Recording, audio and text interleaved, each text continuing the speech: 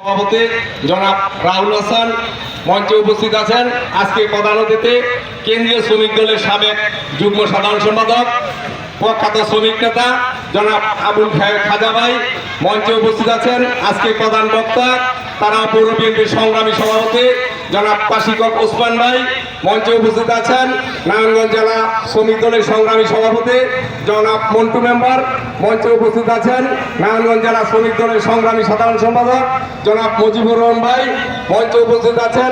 আজকের বিশেষ অতিথি তারা পৌরসভা বিএনপির সংগ্রামী সাধারণ সম্পাদক জনাব হাফিজুর রহমান পিন্টু চাচা সহ বিএনপি যুবদল ছাত্রদল জাসাস মহিলা দল সহ সকল নেতৃবৃন্দ সবাইকে জানাই সংগ্রামী সালাম, আসসালামু আলাইকুম। প্রিয় সাথী বন্ধুরা, আপনারা জানেন একটি বাড়িঘর ভেঙে গেলে যেমন মেরামত করতে হয়, ঠিক এই রাষ্ট্র কাঠামো বিগত আওয়ামী লীগ সরকার 16 বছরে রাষ্ট্রের যতগুলো অর্গান আছে, সাংবিধানিক প্রতিষ্ঠান আছে, সবকিছু ধ্বংস করে দিয়েছে। এই জন্য আমাদের প্রাণপ্রিয় নেতা জনাব তারেক রহমান 31 দফা ঘোষণা করেছেন। এই 31 দফা কি আছে আমরা অনেকেই জানি না। আমাদের এখানে সিনিয়র নেতৃবৃন্দ আছেন, প্রখ্যাত শ্রমিক নেতা আছেন, উনি বিস্তারিত বলবেন।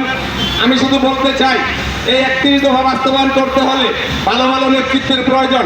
আর সেই লক্ষ্যে রূপগঞ্জের মাটি ও মানুষের নেতা বিএনপি কেন্দ্রীয় নির্বাহী কমিটির অন্যতম সদস্য মুস্তাফিজুর রহমান ভূঁইয়া সাহেবের নেতৃত্বে আমরা 31 দফা বাস্তবায়ন করব।